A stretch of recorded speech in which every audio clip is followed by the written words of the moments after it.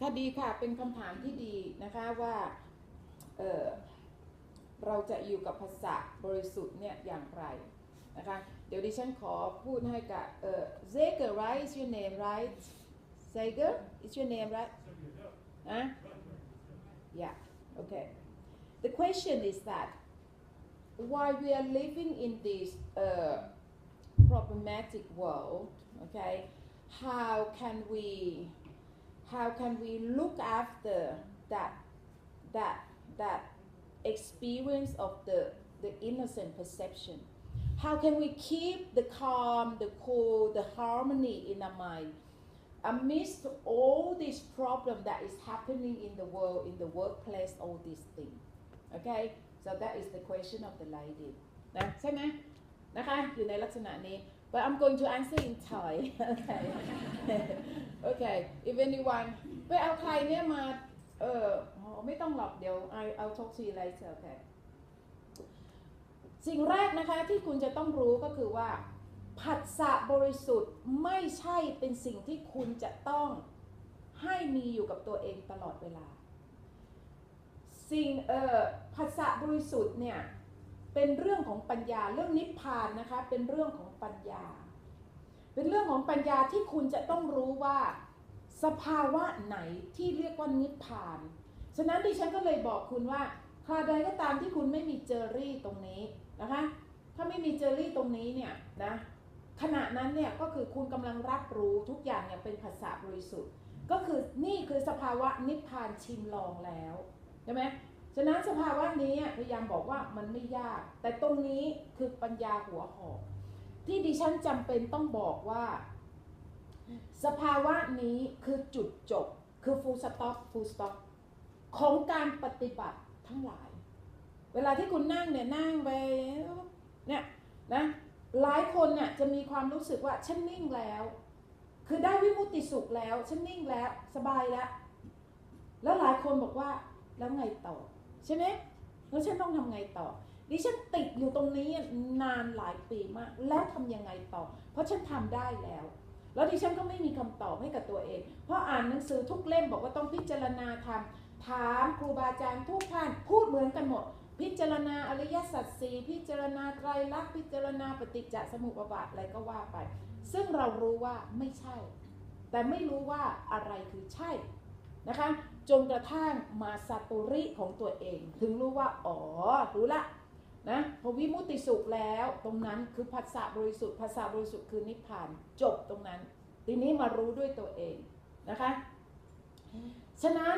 การรู้ตรงนี้มันเป็นการรู้แจ้งของดิฉันแต่ดิฉันเผื่อแผ่ให้คุณในลักษณะของปัญญาหัวหอกที่คุณจะต้องรู้เพราะถ้าคุณไม่รู้คุณจะล่าช้าคุณจะมาติดอยู่ตรงนี้แล้วไงต่อแต่ถ้าดิฉันบอกคุณว่าแล้วไงต่อก็คือว่าพอวิมุตติสุขแล้วนะคุณก็ผัสสะบริสุทธิ์ไปแล้วก็จบแล้วคุณอาจจะอยู่งั้นฟังเสียงสักแต่ว่าเสียงกลิ่นสักแต่ว่ากลิ่นรูปแล้วก็สักแต่ว่ารู้ตรงนี้ผัสสะบริสุทธิ์ตรงนี้คือนิพพานชิมลองจบละคุณลุกขึ้นมาเลยนะคะไม่ต้องไปแบบนั่งนานอะไรอย่างงี้ไม่ต้องให้มาจุดฟูลสต็อปที่ผัสสะบริสุทธิ์ตรงนี้จบพอจบตรงนี้แล้วนะคะเวลาที่คุณลุกขึ้นมาไปทำอะไรต่ออะไรแน่นอนคุณจะต้องใช้เจอรี่คุณจะต้องเอาเจอรี่มาใช้เพราะนี่คือขันธ์ห้านี้มีเจอรี่เพื่อให้เราใช้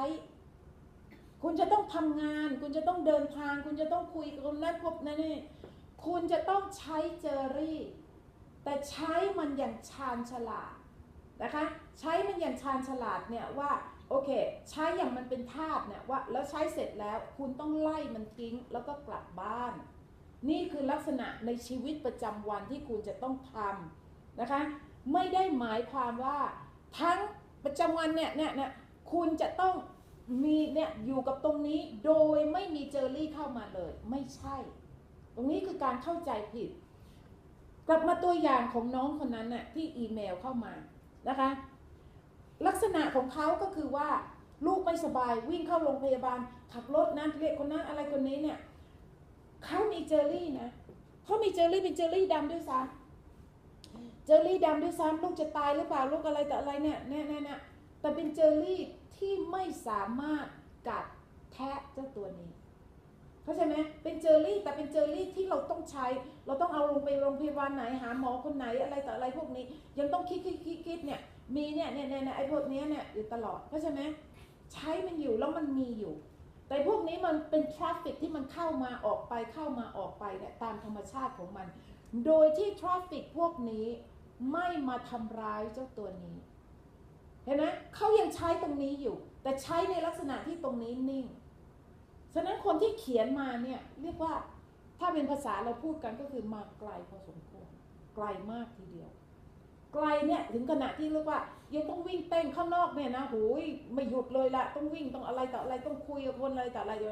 แต่ในขณะเดียวกันเขายังรักษาความนิ่งตรงนี้ได้ซึ่งเป็นสิ่งที่เราทำได้ฉะนั้นเวลาที่คุณทำงานเนี่ยนะคุยกับคนเขาเอาเจอรี่มาให้คุณอะไรต่ออะไรพวกนี้เนี่ยคุณก็ดีลกับเขาไปตามที่คุณต้องทำตามลักษณะที่คุณทำให้ดีที่สุดเข้าใจไหมแต่ถ้าสมมุติว่ามีบางครั้งที่เจอรี่พวกนี้เข้ามามันไม่ได้เข้าออกเฉยๆมันเข้ามาแล้วขอจิกซะหน่อยขอควรซะหน่อยอะไรอย่างเงี้ยนะคะเกิดสภาวะไข่เนี่ยไอ้เนี่ยมันประชิดตัวอย่างเงี้ยตรงนี้คุณต้องจัดการในขณะนั้นในขณะนั้นคุณต้องจัดการทันทีข้างนอกคุณก็จัดการไปแต่คุณต้องจัดการข้างในก่อนเพราะว่าทุกครั้งถ้ามีเจอรี่เนี่ยนะมาข่วนคุณเนี่ยอย่างนี้แล้วจะบั่นทอนกำลังใจจะบั่นทอนความมั่นใจของคุณเข้าใจไหมบั่นทอนความมั่นใจของคุณเนี่ยทำให้คุณเนี่ยนะซุดเนี่ยได้ฉะนั้นสิ่งสำคัญที่สุดคุณจัดการกับเจ้าเจอรี่ข้างในก่อนทำยังไงก็คือหายใจลึกๆกลับมาอยู่กับฐานเนี่ยพวกนี้เนี่ยกลับมาอยู่กับฐานแต่ถ้าคุณเนี่ยไม่สามารถทำอะไรที่มันเด่นๆเนี่ยพวกนี้ออกมาได้ลมหายใจหรือปากกาเนี่ยนะคลิกก็ใช่ไหมเนี่ยพวกนี้เนี่ยพยายามให้อะไรอ่ะให้วิตามินมัลทอมที่จะให้ตัวนี้มันแข็งแกร่งถอยฐานลงมาเรื่อยๆให้ตัวนี้มันแข็งแกร่งพอแข็งแกร่งแล้วไอ้ตัวนี้มันจะหลุดเจอรี่มันจะหลุดพอมันหลุดไปแล้วแม้คุณยังมีความคิดได้รับเจอรี่พวกนี้จากข้างนอกแต่มันรับมาในขณะที่มันหลุดล่อนออกจากตัวนี้มันไม่ถึงมันไม่กัดตัวนี้เข้าใจไหมนี่คือลักษณะ practical ละที่คุณจะต้องจัดการกับตัวเองคือข้างนอกคุณก็ดีลไปเนี่ยเหมือนกับเนี่ยเหตุการณ์เนี้ยของน้องที่เขาเขียนเข้ามาใช่ไหมคุณไม่จำเป็นที่จะต้องรักษาให้ตัวนี้เนี่ยนะเงียบอยู่ตลอดเวลาคุณทำไม่ได้ในชีวิตจริงอ่ะซึ่งมันไม่จำเป็นสภาวะนี้จะเกิดได้แค่ structured meditation เข้าใจไหมคือตั้งใจทำเอาเจอรี่ออกไปนั่งในที่สัปปายะไม่มีเสียงรบกวนอะไรต่ออะไรแล้วปิดเลยนะเอาไอ้พวก distraction พวกนั้นออกไปคุณทำอย่างเงี้ยคุณสามารถเคลียร์ได้พื้นที่แล้วคุณก็อยู่กับภาษาบริสุทธิ์นะคะแล้วก็ชาร์จพลังข้างในไปตรงนี้คุณก็อยู่ได้แต่ถ้าคุณลืมตาขึ้นมาเนี่ยเห็นแค่นี้ปุ๊บบุ้มมาเจอรี่ทั้งนั้นน่ะเจอรี่ข้างนอกกับบุ้มเข้ามากลายเป็นเจอรี่ข้างในทีนี้พอเป็นเจอรี่ข้างในขึ้นอยู่ที่ความสามารถของคุณขึ้นอยู่ที่ความสามารถของคุณว่าคุณจะจัดการยังไงมีเจอรี่แต่ยังไงก็ยังรักษาเนี่ยส่วนหนึ่งตรงนี้รู้ว่าเจอรี่เป็นทราฟฟิกของเจอรี่แต่อีกส่วนหนึ่งคุณนิ่งได้เพราะเจอรี่ไม่จิกคุณแต่ถ้าจิกคุณต้องจัดการตรงนี้ก่อนโดยการกลับมาอยู่กับฐาน1-2ถ้ามันยังไม่หายไปคุณต้องเอาแรงๆหลบไปที่ไหนแกว่งแขนหายใจลึกๆแกว่งแขนที่จะเอาเจ้าเจอรี่ออกไปเข้าใจไหมคะเอาเจอรี่เนี่ยออกไปแล้วพอตัวนี้เนี่ยแข็งแกร่งขึ้นมาแล้วนะคะคุณก็จะสามารถที่จะคงความมั่นใจในตัวเองที่จะให้คุณน่ะมีความสามารถที่จะจัดการกับโลกข้างนอกได้ดีขึ้นปัญญาของคุณจะมาปัญญาเนี่ยอันเป็นคำตอบเนี่ยมันจะมาเองว่าโอเคสถานการณ์อย่างนี้ฉันจะดีลกับยังไงฉันจะใช้คำพูดยังไงก็ใช่ไหมคุณจะไม่ react แ แบบหัวฟาดหัวเหวี่ยงทำไมทำอย่างนี้อะไรแต่อะไรแล้วคนก็จะมองคุณเนี่ย you lose it ละเขาใจแบบสิ่งสำคัญที่สุดเนี่ยคุณจะต้อง keep your calm keep your cool ไม่ว่าจะเหตุการณ์อะไร keep your cool ถ้าคุณ keep your cool ได้เนี่ยนะเรียกว่ามั่นคงเนี่ยนะตรงนี้ได้คนเขาจะเกรงใจคุณเองเขาจะเกรงใจคุณเองเลยแล้วมากกว่านั้นเนี่ยนะถ้าคุณใช้หลักการเมตตาเข้าใจไหมนะรับฟังเนี่ยนะอย่างช่างใจอ่ะอย่างนั่นน่ะนะอย่างเปิดใจกว้างรับคำวิจารณ์เปิดใจกว้างโอเครับฟังไม่โกรธนะคะแล้วก็ยังให้ปฏิกิริยาแบบให้เมตตาโดยเฉพาะถ้าคุณอยู่ในระดับบริหารนะโอ้โหเขาไม่รู้จะ react กับคุณยังไงเลยเพราะส่วนมากเนี่ยนะใครนะโกรธเราเนี่ยส่วนมากก็คือปะทะด้วยการโกรธตอบนะคะหรือแกล้งหรือว่าใช้อำนาจ power ที่จะทำให้คนนั้นนะนี่อันนี้คือลักษณะของการเนี่ยของในโลกทั่วไปที่เขาทำกันแต่ถ้าเขาโกรธมาเขามาแรงอย่างเงี้ยแต่มาแรงปุ๊บถ้าเขามาแรงนะแล้วถ้าพวกนี้เนี่ยคุณอยู่กับฐานของสติได้มันจะ neutralize หมดเลยมันจะ neutralize ไอ้พวก negative force ทั้งหลายเข้าใจไหม neutralize ก็คือกลายมาเป็นก็คือจบตรงนั้นแหละ neutralize นะคะแล้วมันก็กลายเป็นเจอรี่ที่เข้ามาไม่ได้เพราะเข้ามาไม่ได้ที่มันจิกคุณไม่ได้คุณจะไม่ react แบบโกรธตอบพอคุณไม่ react แบบโกรธตอบคุณจะมีปัญญาด้วยซ้ำไปเพราะสงสารเขาโอ้ที่เขาพูดอย่างนี้ทำอย่างนี้เพราะเจอรี่ของเขาฉะนั้นคุณจะไม่โกรธเขาเพราะเข้าใจเจอรี่คุณจึงจะมีปัญญาที่จะมาช่วยให้เขาเนี่ยนะดีขึ้นคุณจะตรงนี้จะเป็นเมตตาอย่างเป็นธรรมชาติยังเป็นธรรมชาติที่ไม่ใช่ว่าโอ้ฉันต้องพยายามมีเมตตาบังคับไอ้พวกนั้นมันไม่เวิร์กแต่เมตตาตรงนี้คุณไม่รู้สึกด้วยซ้ำไปเลยตรงนี้จะเป็นเมตตาที่มันดีกว่า เข้าใจไหมคะนะคะตอบได้เนาะนะคะ you nod your head as if you understand you nod your head or you waiting for Jerry นะคะ yeah okay so whatever you know that Jerry is something that come to hurt you come to hurt your mind or your mental self so what you need to do is to bring your mental self back home home to your breathing to your movements to your physical sensations okay as you are doing that you are giving your mental Tom the strength you're giving your mental Tom the strength to make it stronger yeah every time sorry every time that you can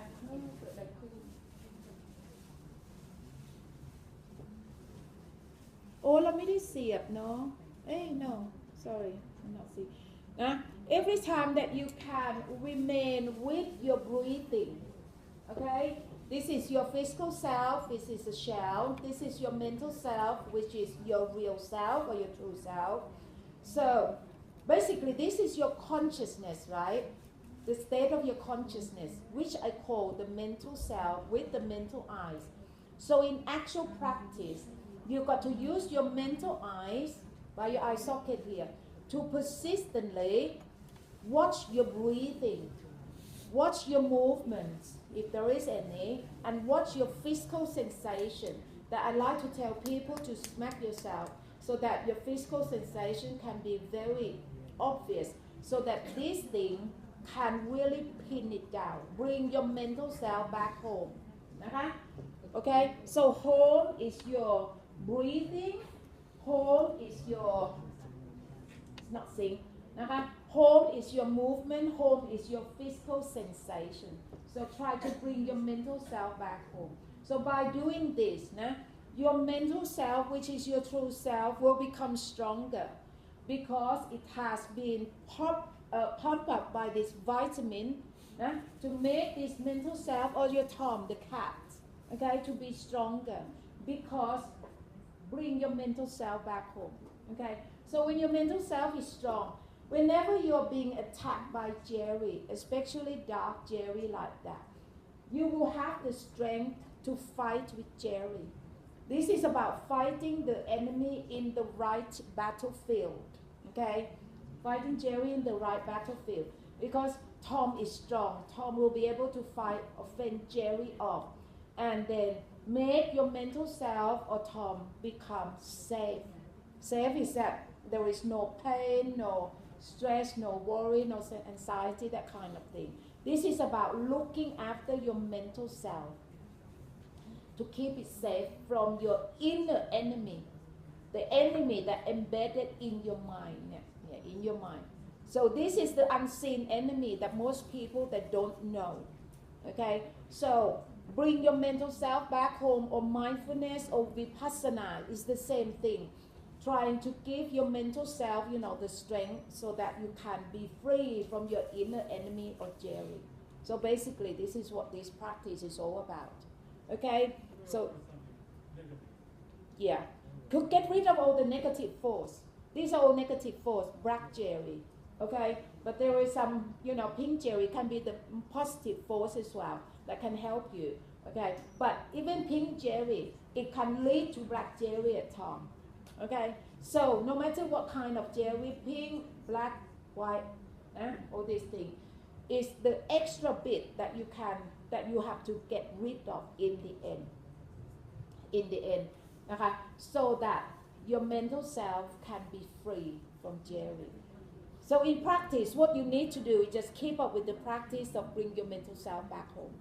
Okay, know your breathing, movement, and sensations. So in my YouTube channel, you can go into the channel and then watch all those videos. You will understand better. Okay, right, good, right, okay. ตายจะบ่ายโมงแล้วโอเคค่ะเชิญค่ะคำถามต่อไป